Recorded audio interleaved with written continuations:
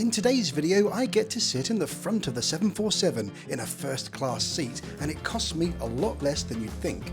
Join me as I fly the Queen of the Skies, Korean's stunning 747-8 for the 6 hours between Seoul and Singapore. Let's go. Terminal 2 at Incheon Airport houses Korean Air, which is the dominant airline here, accounting for nearly 2/3 of the airport's passengers last year. And I'm lucky enough to be able to use Korean's rather imposing, if slightly Spartan, premium check-in.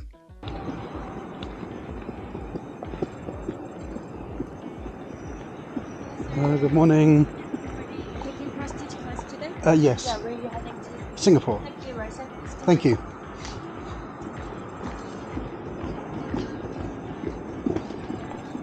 I do always wonder what happens if you just lie and blag your way in here. Do they turn you back out of shame at the desk? Anyway, while the premium check-in rather disappointingly doesn't lead to a dedicated security lane, going through the main body of the airport did give me a chance to look at the viewing deck and Airport Innovation Centre. Honestly, more airports should have features like this, and I'm going to start compiling a list of on-site museums and attractions at airports. This place even has its own flight simulator, as well as a scale model of the airport, which is pretty impressive.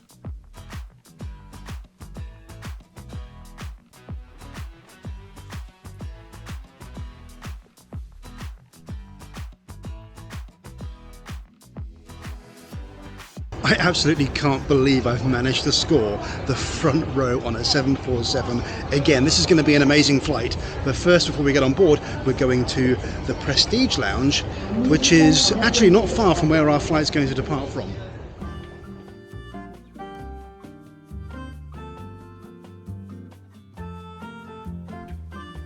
There are two almost identical Prestige lounges here in Seoul, east and west, and I'm allowed in by virtue of my business class ticket today.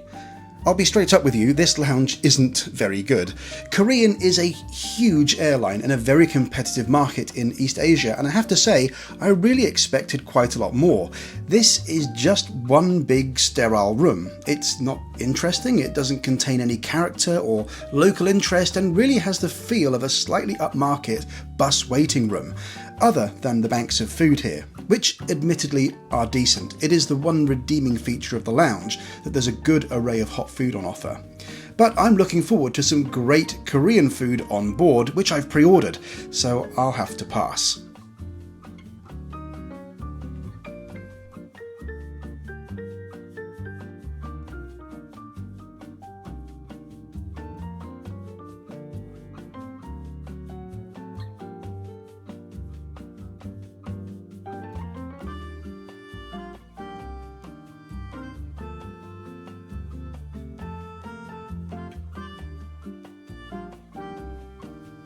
This lounge is also quite busy, and to be honest, I really wasn't feeling it, so I figured I'd check to see if I could at least see the shower suites.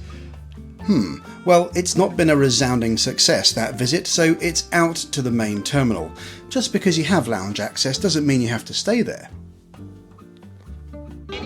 Thank you.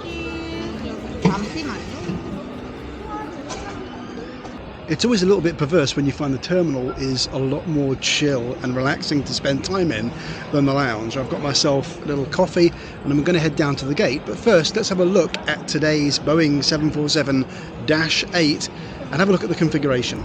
The 747 is one of only 2 double-decker aircraft types in the world, and I'd originally picked one of the top-deck business class seats, and very nice they are too. These are Apex Suites, which are extremely popular with passengers. But at check-in, I was able to assign myself a first-class suite in the nose, and I'll tell you how much that cost me a bit later. I see her.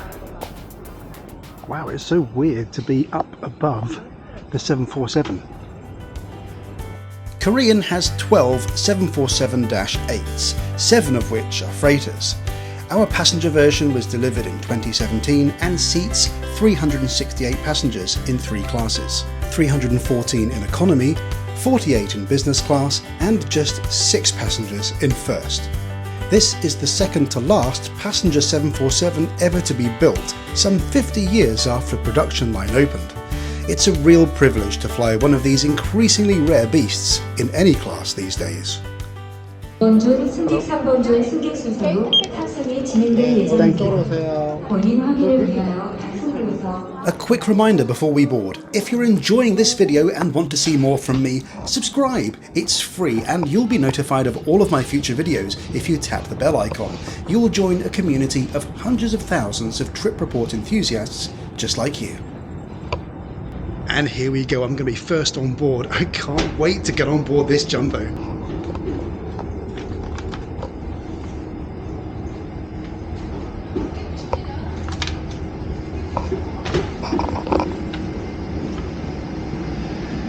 Hello. Thank you. Take the other side, please. Thank you.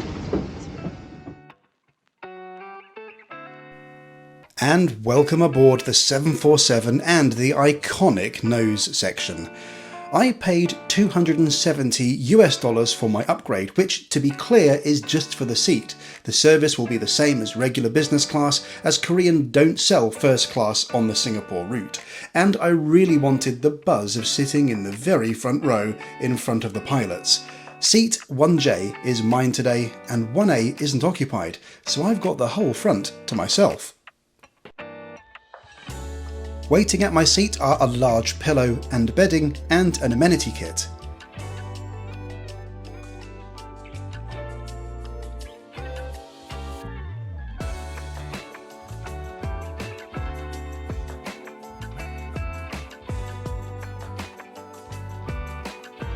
Not only is the front, well, the front, the nose curvature of the 747 means you get the rare privilege of a slightly forward-facing set of windows.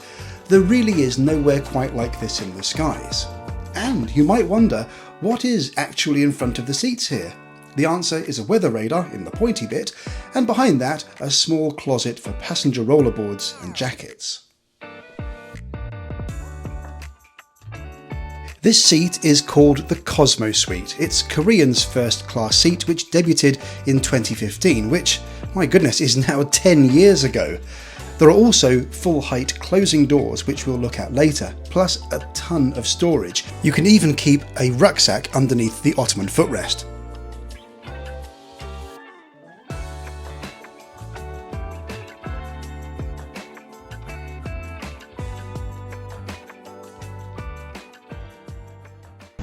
Here we go, 6 hours to Singapore. Cheers.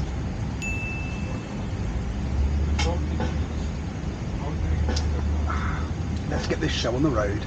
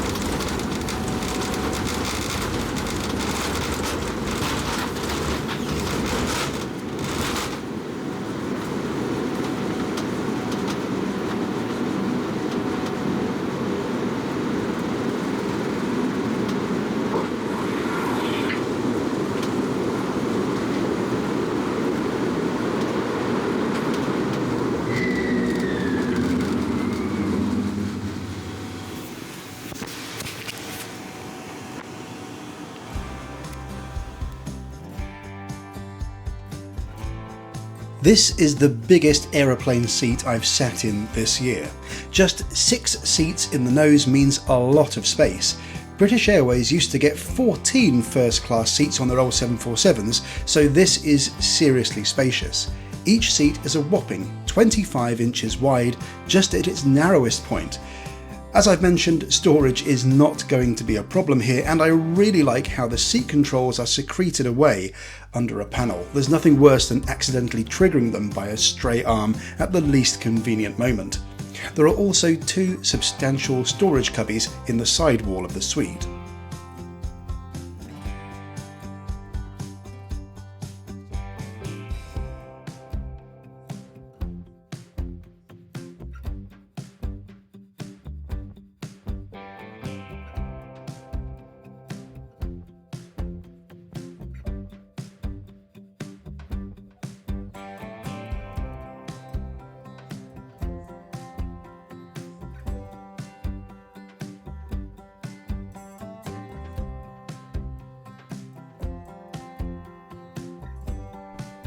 This seat contains both USB and universal charger points, and perhaps its most unusual feature is a personal air vent built actually into the seat rather than being placed in the roof.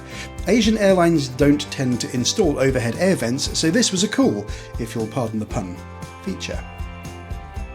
The table on this thing is huge too. Wow, it's really heavy and sturdy, and overall, while this isn't the best first class seat in the stratosphere in 2025, I am seriously impressed with snagging this seat for this trip.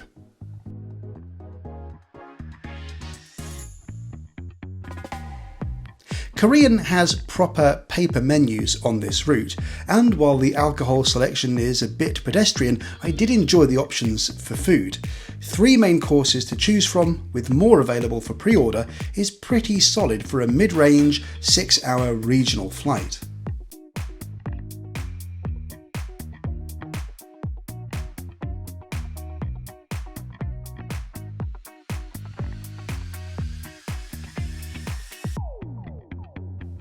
Korean also have a proper coffee menu, so I'm guessing they have a good machine installed somewhere on this 747.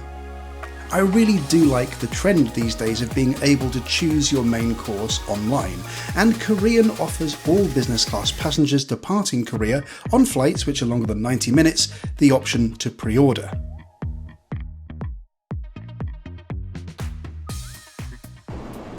So after much deliberation I went for the stir-fried octopus, and with some trepidation I'm going to try this. It's a little bit intimidating. Firstly, the meal requires a bit of self-assembly, so much so that the Korean Air website even signposts you to a YouTube video of exactly how to assemble your dish. And secondly, this is apparently very, very spicy. The cabin crew came up to me before takeoff and said, "We noticed your pre-order.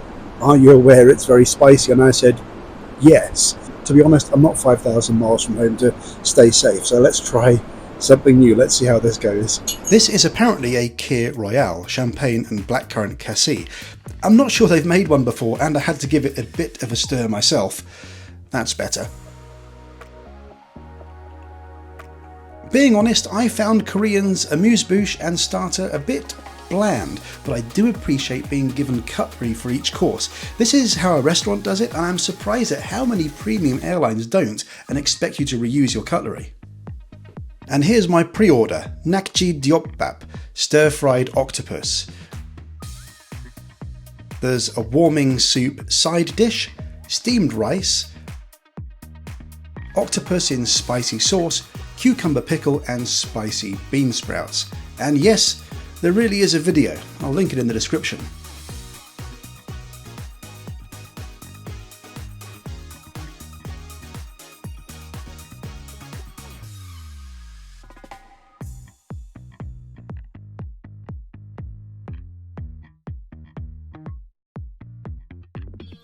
Now, I'm not going to win prizes for presentation, but let me tell you, this was spicy. Whoa, but I'll take interesting and new over the Western option every time. Food is a great way for airlines to showcase their national identity. Fruit, ice cream and a black coffee for dessert are perhaps a slightly mainstream way to finish the meal, but those were the only options. Korean Air, please let us try some local desserts.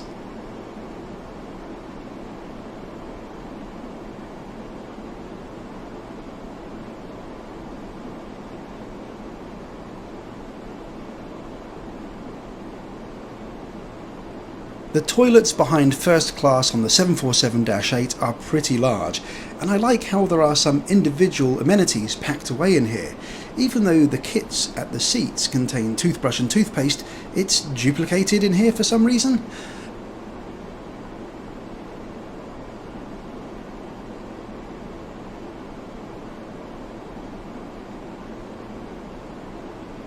Finally, despite this being a very big lavatory, the baby changing table is the standard small size, and that's something you definitely noticed after becoming a parent, let me tell you.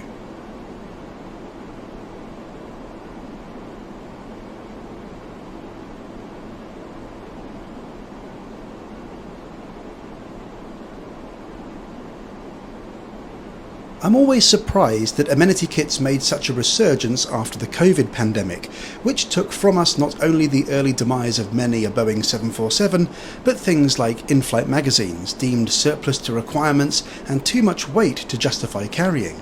But yet, the amenity kit soldiers on, though this one is a little bit cheap.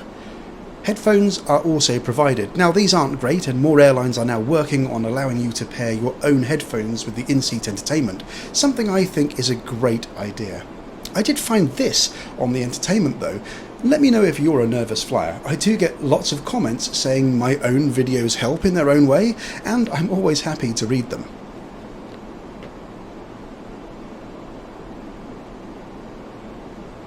This bed is huge.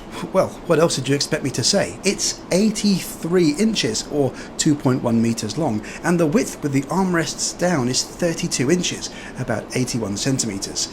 The suite also has fully closing doors, which are very cool, although quite who you'd be hiding from in row 1 here is beyond me. It's really private up front, whether someone is in the next seat or not.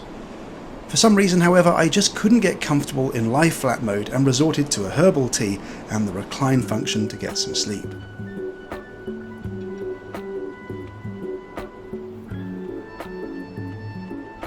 After a 2-hour nap, the crew woke me for the pre-landing meal, and pre-landing meals are not usually the highlight of any airline culinary experience, but Korean's bizarre take on a sandwich with turkey ham and a whole brick of camembert cheese was just plain weird, as well as very bland, although they did give you a few whole chilies as some sort of consolation. Asian interpretations of Western dishes are often just strange, but I'm sure the same works in reverse. Just don't search TikTok to see what a lot of British people think a Chinese takeaway should be like. We're now on the approach to Singapore, always a welcome sight and one of my favourite layover cities.